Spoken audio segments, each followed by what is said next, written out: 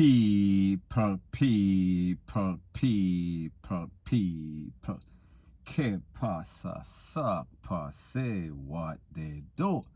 Now the first thing that is popping in the news is that we see that St. Elizabeth is no longer the breadbasket capital. It is now the wreath and casket capital of Jamaica. And it is said that within 24 hours, 3 persons lost their life. And in the latest case, I am speaking about a 38-year-old man, and his name is Adrian Lewis. And he is from a place called Blunters. He has a business in a place called Blunters. We are speaking about Treasure Beach. We are talking about St. Elizabeth. Now, based on the information from the Popo, it is said that at about 6:40 yesterday in the evening, 2 men alighted from a vehicle. The man was in his business place, a bar. It is said that this man is a business owner. He is a bar owner and also a construction worker. However, 2 men alighted from out of a vehicle, blazed up the place. None of the patrons were hurt. He was taken out on the spot. Now, at about 9 o'clock, so people, this incident occurred at 6:40 in the evening.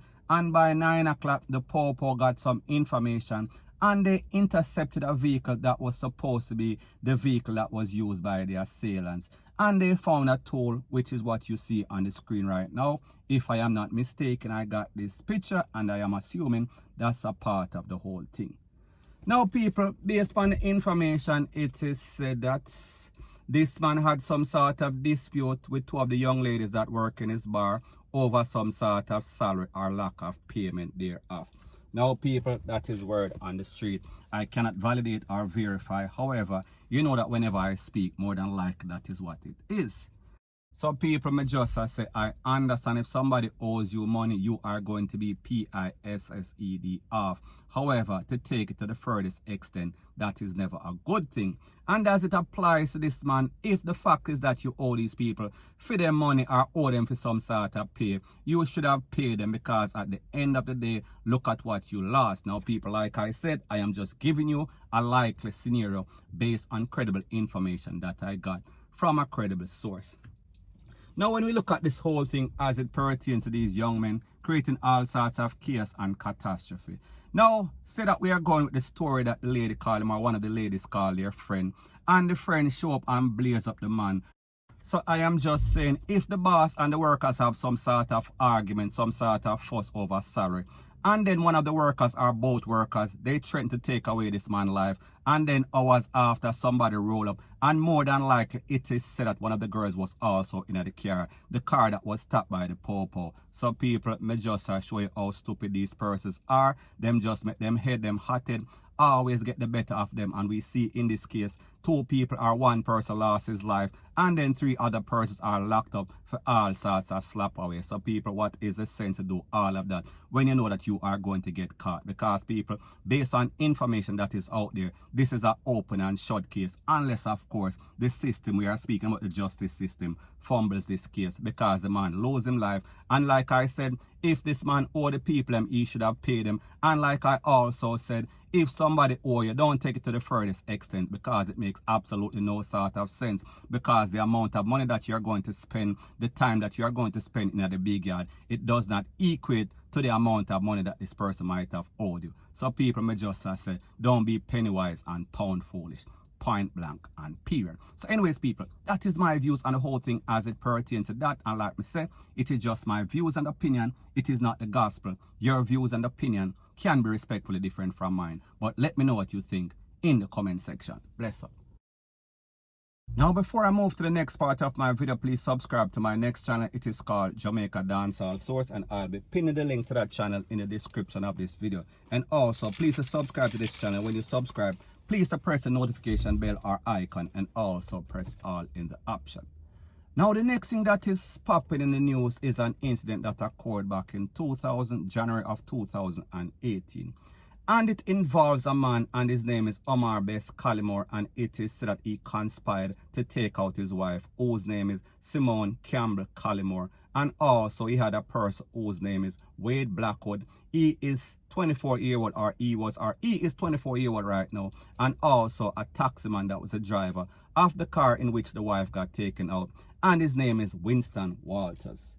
Now, based on the information from the court, it is said that Mr. Blackwood, he plea bargained to conspiracy to take away also murder, and also 2 counts of illegal possession of firepiece and ammunition. And the case went to court the other day, I think yesterday or Wednesday, if I am not mistaken. However, he went to court, and in the court, the video was played. I am speaking about the video, the closed circuit TV video of the day of that incident on January 2nd, 2018, in which Mrs. Collymore and the taximan, they were driving up to her apartment on Red Hills Road. And then we saw some man pan some sort of yang roll up and basically spray the car. And after the SMOKE cleared, Mrs. Collymore was hit 19 times. And the taxi driver, he was hit 5 times in the head also.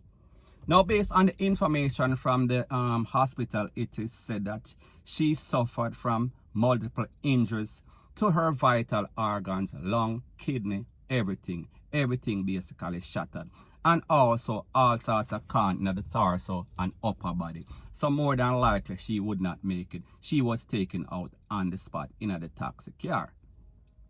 Now, based on the information from the man who is now the informant, confidential informant, also one of the main trigger man, the man that is giving the Popo all information, he made some sort of caution statement 5 months after January 2nd, and he said that he was contacted by 2 other men, and the 2 other men told him that they had a mission to go on, and if he wanted to go. So he said that he declined, he denied them, he did not want to go. However, he claims that he got a phone call the next day or the same day, and the people them kind of threaten him and say, remember, say your brother over for this and over for that, rate, lele, blah, blah, blah.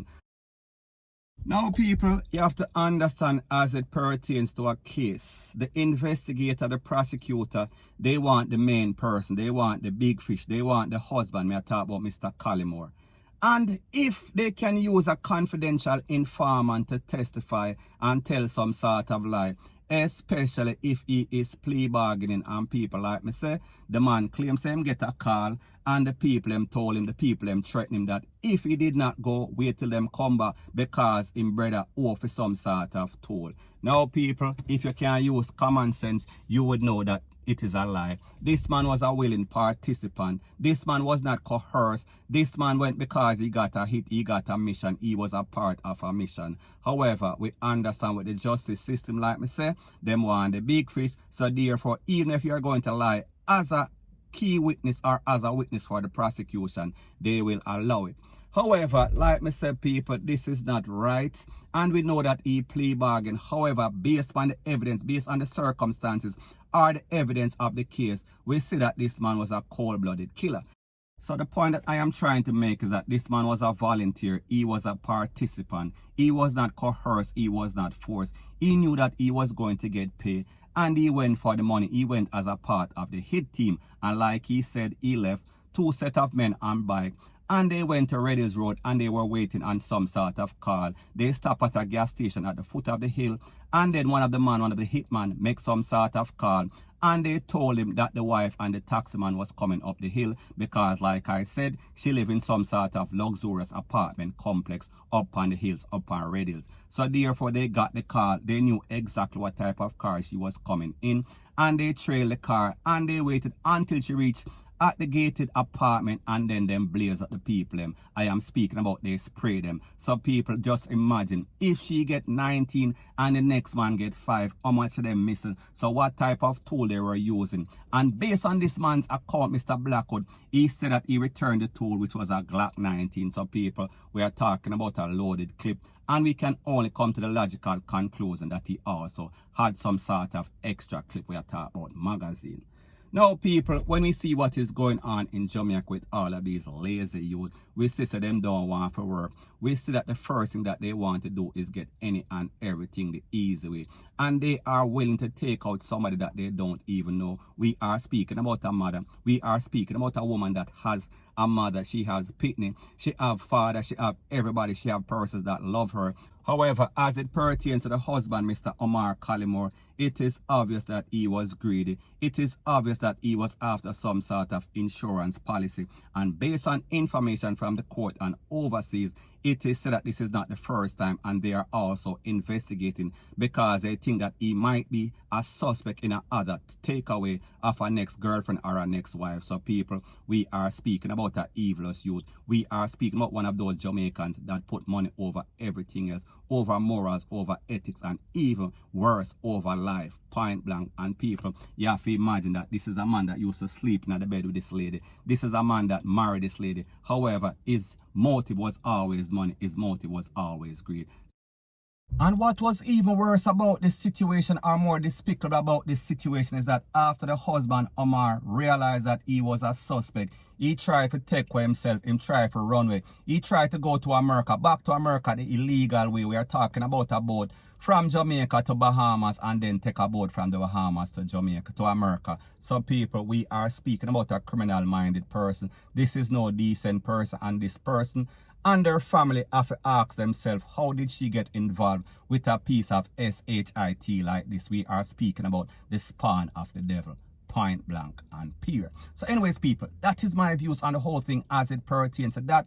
And like me say, it is just my views and opinion. It is not the gospel. Your views and opinion can be respectfully different from mine, but let me know what you think in the comment section. Bless up.